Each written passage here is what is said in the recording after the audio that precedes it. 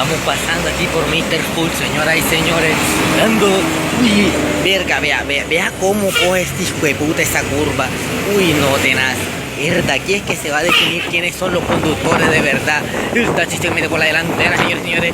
Ahí va Brian con el perro Toretto destrapizándole la talone. Uy, no, mierda, semáforo en rojo. Primera vez que se encuentran los cabecillas.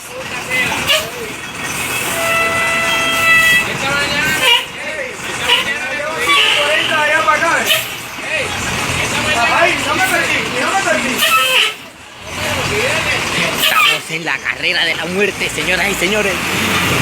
¡Hijo de puta! El taxi se nos mete delante, señores y señores. La gente está asustada.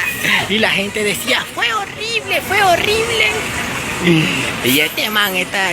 No joda, nos van a pillar la delantera, vale. Nos van a pillar la delantera.